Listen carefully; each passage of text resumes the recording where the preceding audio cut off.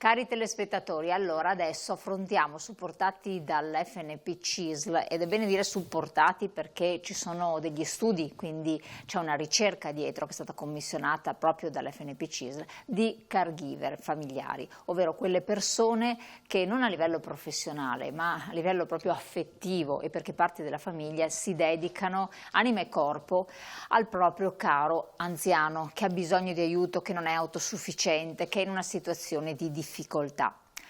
Ci sono vari aspetti, quello che è importante sottolineare, adesso lo vedremo anche meglio insieme, che da un lato c'è la figura professionale che ha un certo inquadramento, vedremo se sì, come cosa, dall'altro invece c'è questa persona che rinuncia al proprio lavoro e che poi si troverà in grandi difficoltà. Non tutte le cose vanno bene, occorre anche una legislazione che inquadri bene questa fattispecie. Per parlarne abbiamo i nostri esperti. Allora, ben ritrovata Tina Cupani, segretaria generale FNP CISL del Veneto, grazie di essere qui con noi. Ben arrivato al dottor Giacomo Dal Gesso, project manager progetto ORA, che è della Fondazione Cariparo, grazie anche a lei, un progetto molto interessante di cui parleremo insieme, e anche Francesco Peron, il dottor Francesco Peron, ben ritrovato, ricercatore a Fondazione Corazzin, che è l'ufficio studi di CISL Veneto sostanzialmente, che ha sempre ricerche molto interessanti, molto dettagliate, quindi ci supporterà in quest'ambito. Allora, prima di incominciare, proprio per addentrarci nel tema, c'è un'intervista molto particolare, interessante, a Stefania Botton, che è segretaria regionale della CISL Veneto, che ci fa capire cosa emerge sostanzialmente dalla ricerca per i lavoratori e lo spunto anche per il sindacato di coloro che sono invece attivi. Vediamolo insieme e riflettiamo su queste parole. Il tema della cura e del supporto alla non autosufficienza impatta fortemente sui lavoratori e sul mondo del lavoro, perché i lavoratori devono fare i conti con i tempi di conciliazione tra la cura e il lavoro e devono in molti casi non solo ridurre il proprio orario di lavoro ricorrendo a part-time obbligatori, quindi involontari, ma molto spesso, e purtroppo accade nei confronti delle donne, perché la maggior parte delle persone che si prende cura soprattutto degli anziani non autosufficienti, ma anche dei minori e dei disabili, sono le donne, spesso e volentieri si trovano a dover obbligatoriamente lasciare il posto di lavoro, quindi ha un impatto forte su quella che è l'economia familiare, ma soprattutto su quella che è l'investimento di un territorio completo in sviluppo e nel mondo del lavoro, in cui le donne offrono un contributo importantissimo.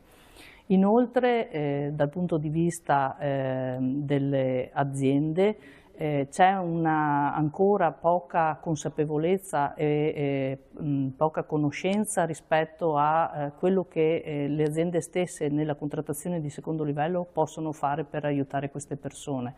Spesso e volentieri i caregiver, quando si occupano delle persone non autosufficienti, usufruiscono di permessi quali la legge 104, che spesso e volentieri ha ripercussioni anche sul reddito e sulla consistenza di quello che è il premio di produttività. Noi chiediamo che il riconoscimento del ruolo del caregiver anche a livello normativo, anche attraverso una legge regionale, possa venirci incontro in questo senso, chiedendo alle aziende che in questo modo non penalizzino i lavoratori, riconoscano loro diritti quali la giusta retribuzione accessoria, la possibilità di flessibilità oraria, la possibilità di essere collocati dal punto di vista lavorativo nella sede più vicina al luogo dell'assistito. Credo sia un investimento utile per non disperdere professionalità, perché altrimenti queste persone uscirebbero dal mondo del lavoro, e invece c'è bisogno di investire affinché rimangano oppure possono essere temporaneamente sollevate ed essere ricollocate nel più breve tempo possibile. La CISL si sta attivando con i propri delegati e con le proprie RSU all'interno dei luoghi di lavoro affinché ci siano delle attenzioni appunto nelle contrattazioni aziendali perché questo possa essere realizzato. Segretaria, quanto ha detto la segretaria è molto interessante, ma non è un rischio che poi, come la domiciliarità, dico io, di scaricabarile, cioè ti risolvo questo problema, ok, va bene, ti do questi pseudo vantaggi, non sono vantaggi, insomma queste possibilità di ricollocamento, di spazi, di lavoro, eccetera, salvo poi però ti scarico tutto il problema, non me ne prendo carico io come ente per aiutarti. Come dire, vai a casa, curati a casa, domiciliarità, perfetto, poi... Quando noi parliamo di una legge regionale sui caregiver, intendiamo creare attorno a questa figura un riconoscimento che è sociale, che è economico, ma che prevede anche obbligatoriamente da parte della Regione la messa in atto di monitoraggi, di verifica, di indagine, per capire quanti sono, che tipo di risorse di cui loro potrebbero aver bisogno, che rete di servizi si può mettere in atto per essere di supporto, quale altra proposta posso mettere sul piatto per far sì che questo peso non resti solamente in carico alla famiglia. È chiaro che per intervenire sia da un punto di vista economico e anche di protezione di rete, devo riconoscerli, devo in qualche maniera sapere quanti sono, chi sono.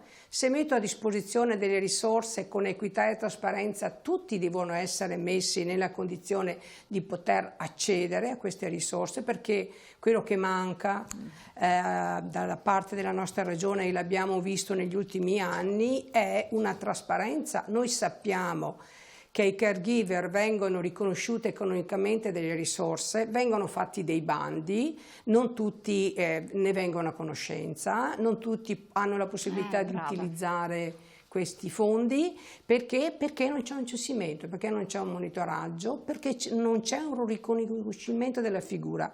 Per quanto riguarda l'altro ragionamento che lei faceva, quella di abbandonarli a se stessi, la riflessione che noi facciamo da tempo anche con i nostri ricercatori è che se 328.000 sono i non autosufficienti in Veneto ad oggi, sì, e 33.000 sono all'interno delle strutture della RSA, tutti gli altri di fatto sono a casa, sono presi in carico dalle famiglie, chi con le badanti, chi attraverso il familiare.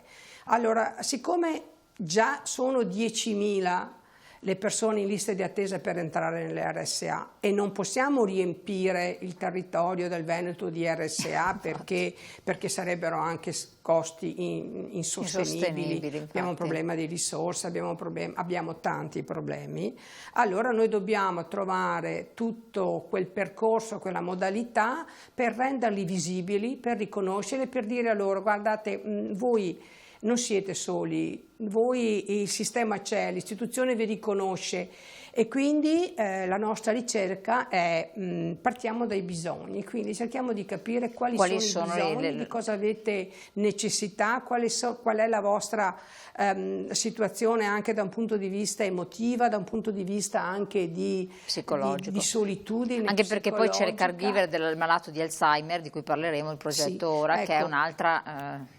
Noi con Francesco siamo partiti da una frase che ci ha detto una delle intervistate, ha detto: grazie anche solo per questo forum, cioè grazie solo per avermi contattato, per avermi chiesto che se e cosa mi comporta svolgere questa funzione, quindi mi fa sentire vista e ascoltata. Pensiamo quanto bisogno hanno di essere riconosciuti, di avere visibilità. Infatti questo è toccante, questa cosa qui.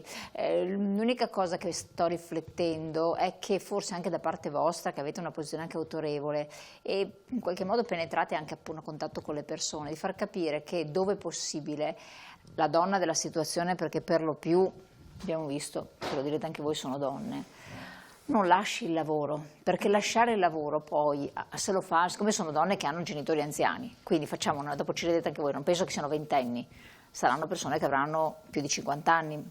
Io conosco diverse persone che hanno lasciato il lavoro per fare caregiver, accudire i propri genitori a 55-57 anni.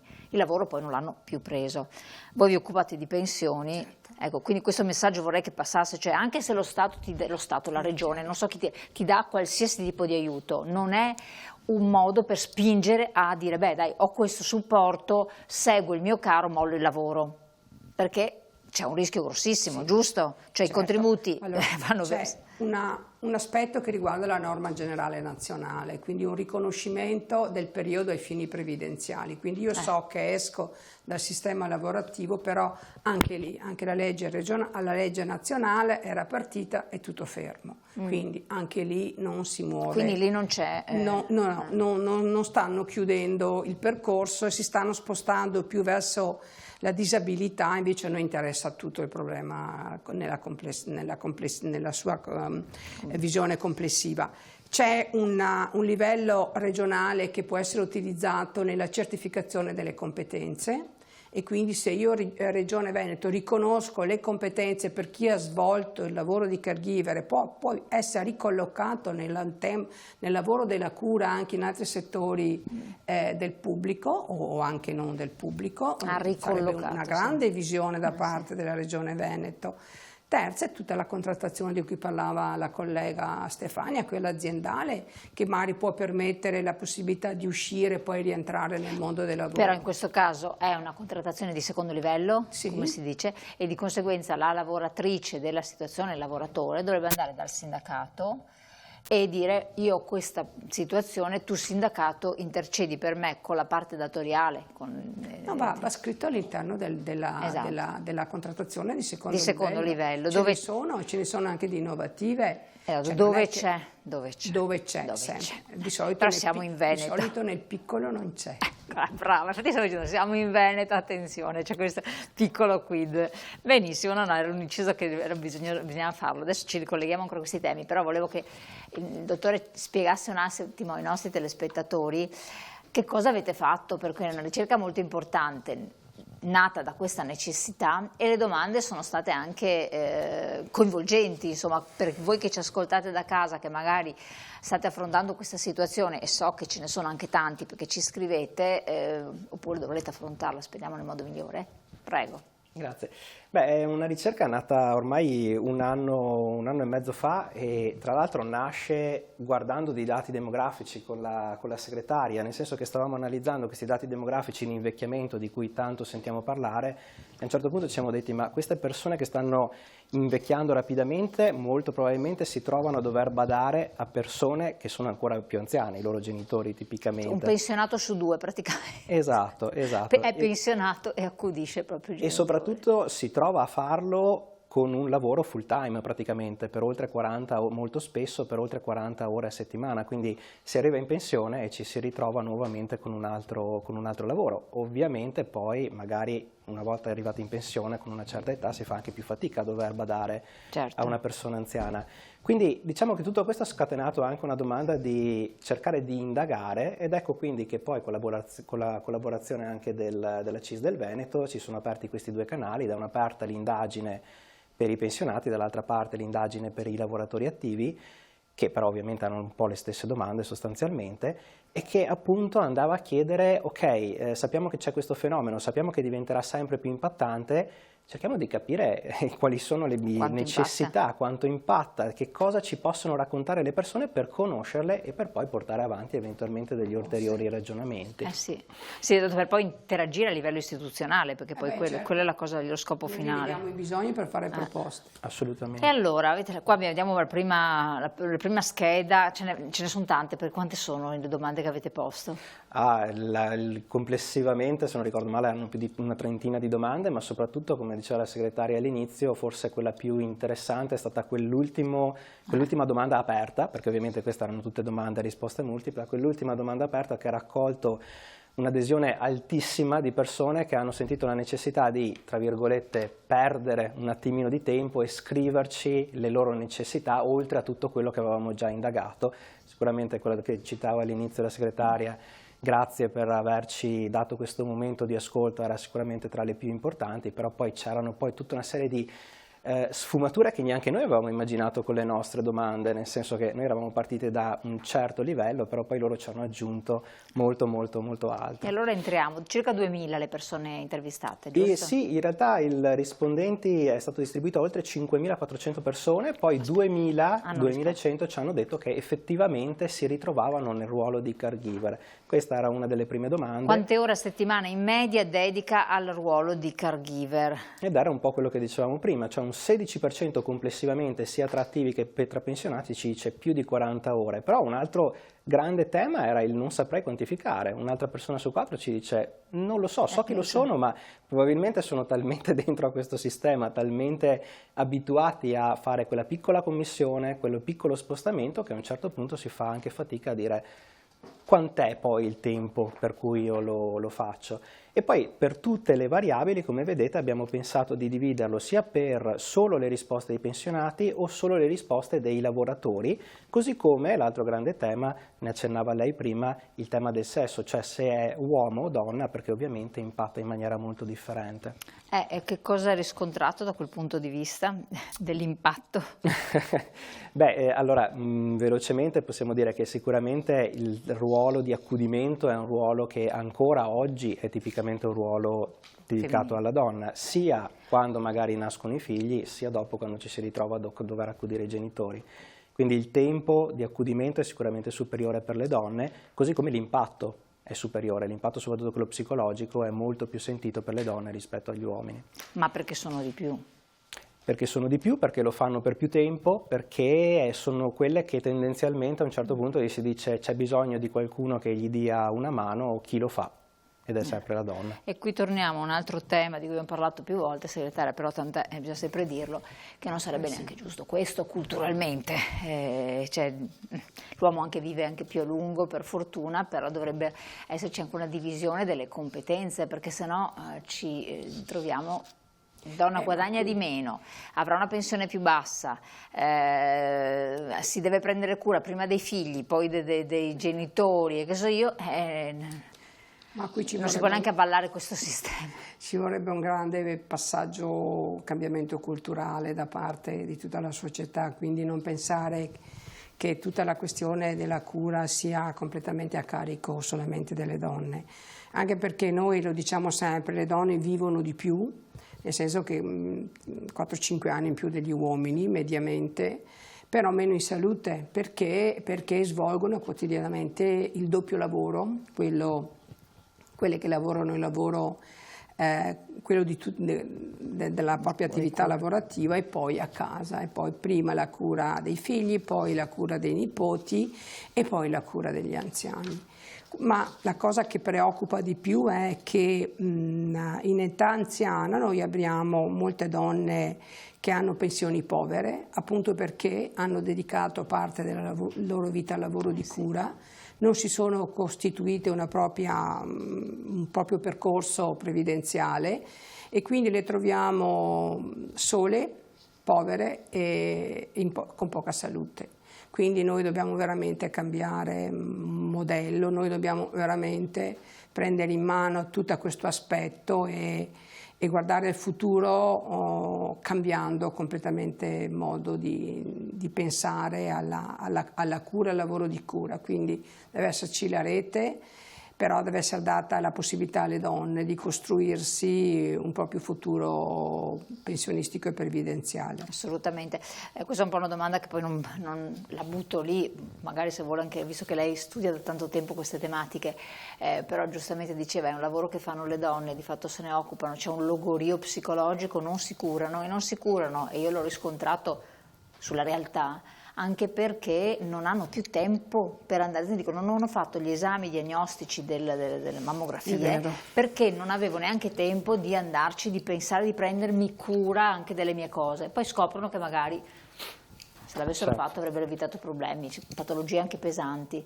E questa è una ripercussione sulla sanità poi, di fatto, sulla loro salute ma anche sulla sanità, cioè, quindi è un circolo vizioso non positivo, no? Torniamo sempre sul tema del tempo, quindi da una parte la necessità, il bisogno ovviamente di dover curare i propri cari, le proprie persone, ma tra l'altro non solo i propri cari, perché comunque nella ricerca si evidenziavano anche vicini di casa, anche parenti non proprio stretti, quindi c'è anche questo tema di sentire un po' il peso di tutto quello che è il proprio mondo di affetti.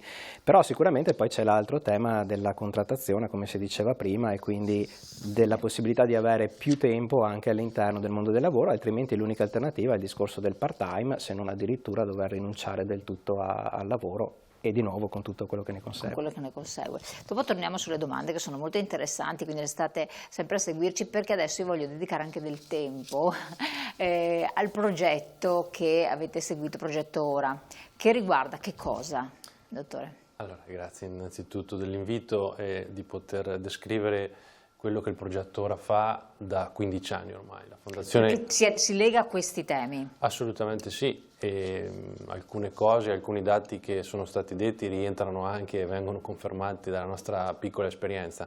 La Fondazione Cassa di Risparmio di Padova e Rovigo ha avuto l'intuizione nel 2009 di portare attenzione al caregiver.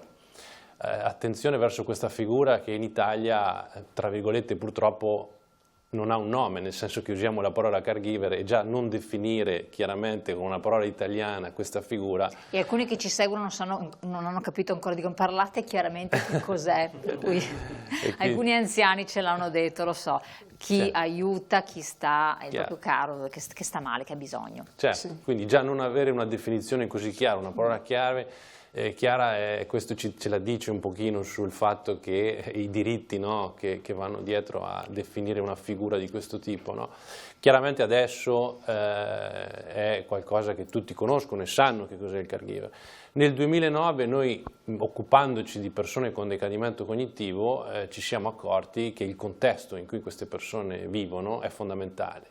Quindi non supportare il contesto attraverso delle informazioni, attraverso una formazione, attraverso un supporto psicologico diventa fondamentale, e quindi abbiamo iniziato a fornire gratuitamente il supporto psicologico individuale, familiare, di gruppo, attraverso degli colloqui individuali, telefonici, in presenza. Dal 2021 li facciamo anche online, quindi videoconsulenze, e dei gruppi psicoeducazionali, gruppi di sostegno psicologico, organizzando anche dei percorsi formativi molto flessibili, calati sui bisogni del caregiver, che può essere l'incontro con l'assistente sociale, con il geriatra, con lo specialista neurologo, in base a quello che i gruppi di caregiver che noi incontriamo ci suggeriscono. Allora, per spiegare le istruzioni per l'uso, voi dove operate e dove vi trovano? Perché su chi ci ascolta dice, ma guarda, una chiacchierata mi farebbe anche bene, ne avrei proprio bisogno alla luce delle domande che avete posto,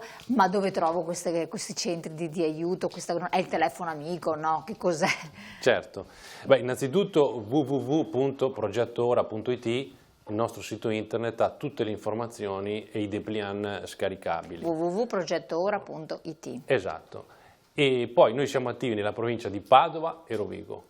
Abbiamo 7 centri di ascolto, suddivisi 3 nella provincia di Rovigo, Badia Polesine, Adria e Rovigo, e 4 nella provincia di Padova. Fisicamente esistono? Fisicamente. Rubano, il cui gestore è OPSA, Opera della Provvidenza Sant'Antonio, Fondazione Santa Tecla ha un centro ad Este, il centro servizi Moretti Bonora a Campo San Piero, il centro servizi Galvan ha uno sportello Ponte Longo Piove di Sacco, e in tutti questi sportelli è presente un neuropsicologo che risponde alle telefonate, quindi abbiamo una decina di neuropsicologi che rispondono a queste telefonate, divisi per i 7 centri. Quindi ricevete chiamate, ricevete richieste di supporto? Sì, esatto, abbiamo effettuato più di 25.000 colloqui in questi 15 anni, e il supporto chiaramente cerchiamo di misurarlo, visto che parliamo di numeri. Quindi noi abbiamo fatto un protocollo d'intesa, che è un protocollo di intenti con l'Università di Padova. Infatti il Dipartimento di Psicologia Generale misura l'efficacia dei nostri servizi, quindi è in corso un disegno di ricerca per misurare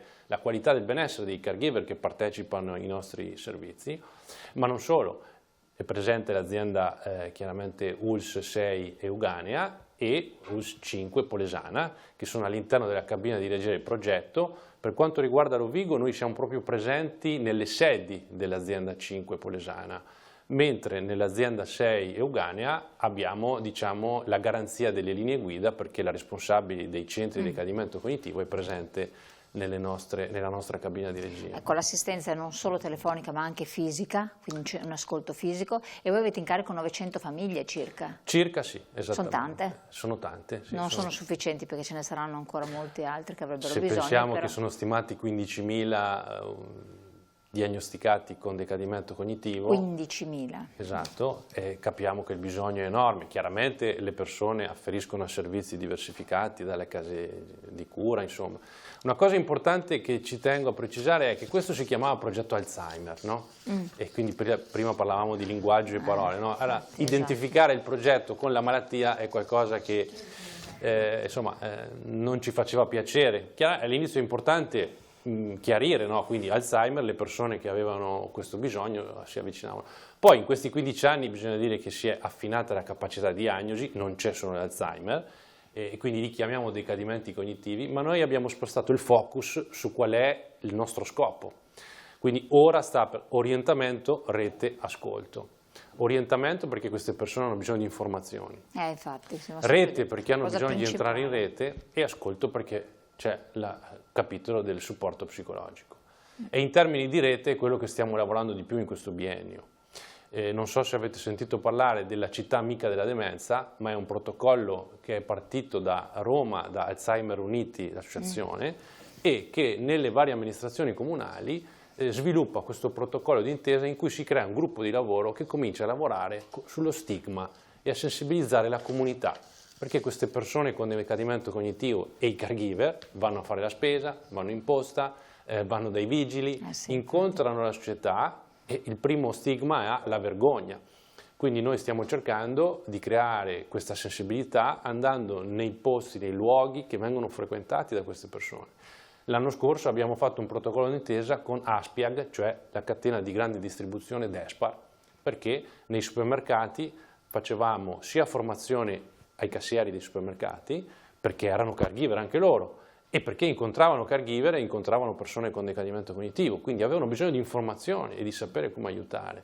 E questo è qualcosa che ha portato grande utilità nel territorio. Infatti. È quello che cerchiamo di sviluppare. Ci sono già una ventina di città in Italia che hanno siglato il protocollo Città Amica della Demenza. Rubano è la prima città in provincia di Padova, però ci sono già una decina di richieste che si sono attivate, questo è molto molto importante. Esatto, infatti. Bellissima questa iniziativa, tenetene presente. Segretaria, a fronte di tutto questo, ricerche che voi commissionate, per fortuna esiste chi gratuitamente, la Fondazione Cariparo, che dà questo supporto, però voi chiedete un intervento legislativo regionale? Sì, l'intervento legislativo regionale che in qualche maniera inserisca, riconoscendo queste figure, all'interno di un modello sociale e di una rete di servizi. Allora, noi abbiamo l'esperienza che ci ha portato qua l'amico. Noi abbiamo interventi dei comuni, degli assessorati sociali che intervengono su tutta quello che è il percorso a favore anche dei caregiver, quindi noi sappiamo che ci sono dei comuni che mettono in atto progetti anche di formazione e di aiuto alle famiglie. Abbiamo la regione che interviene con delle forme di finanziamento che non sono riconosciute all'interno di un percorso che inquadra bene la figura. Abbiamo un futuro, quello degli ambiti territoriali sociali, che mette insieme tutti i servizi sociali e socioassistenziali del territorio, e all'interno di tutto questo percorso di oggi ma anche futuro questa figura deve essere comunque da un punto di vista normativo definita. E quindi deve essere riconosciuta, deve uscire da quella invisibilità che è quello che chiedono, che è emerso, che non è solo sociale, e solo così, mettendo insieme i servizi, integrandoli, creando aggregazione con le buone esperienze e buone pratiche di privati, con le buone pratiche di alcuni comuni, perché noi sappiamo che ci sono i comuni soprattutto grandi che intervengono anche in questa realtà, le ULS e la Regione. Però se noi non creiamo attorno a questo un quadro normativo regionale, continueremo ad andare con modalità sparsa e lasciando soli queste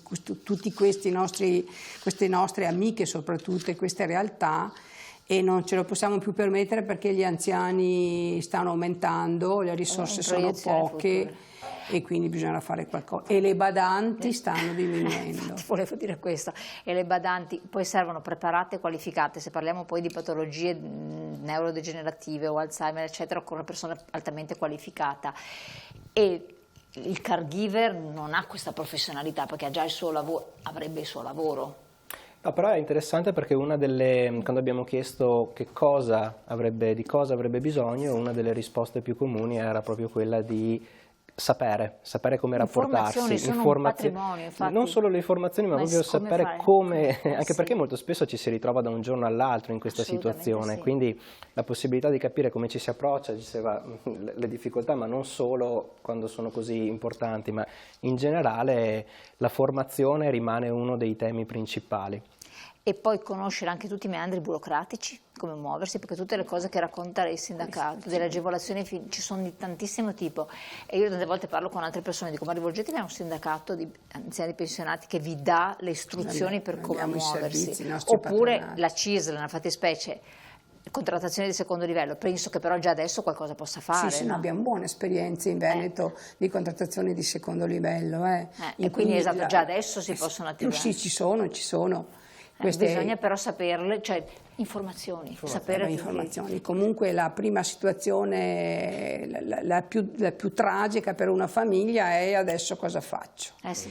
Dovevano nascere i punti unici di accesso, i famosi PUA, all'interno delle case di comunità, e c'è ritardo e quindi le famiglie, se non hanno punti di riferimento, non hanno punti nei quali hanno le informazioni, sono veramente nella disperazione. Poi noi come CISL abbiamo i patronati che su questo sanno indirizzare, sono molto attenti, il nostro patronato INAS è molto attento, però chi si rivolge a noi, e poi c'è l'universo mondo di famiglie che si trova con il dramma e non sa da che parte, esatto, per quello che serve un percorso strutturato. Ne parleremo ancora. Grazie segretaria, grazie a voi per il vostro lavoro, sempre importantissimo.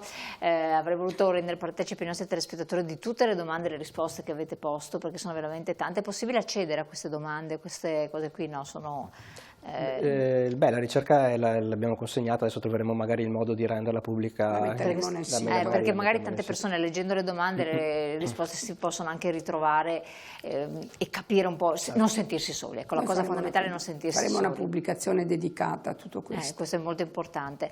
Tina Cupani, segretaria generale FNP-CISL del Veneto, grazie di essere stata qui con noi, grazie al dottor Francesco Peron, ricercatore Fondazione Corazzin, per la presentazione di questa ricerca, il dottor Giacomo Dal Gesso, project manager, progetto ORA, Fondazione Cariparo. Grazie anche a lei. Cari telespettatori, vi lascio, buona serata, rivedete poi la nostra trasmissione su YouTube ma anche sul nostro sito internet e poi consultate, chiamate, c'è chi può darvi una mano, l'FNP-CISL del Veneto. Grazie.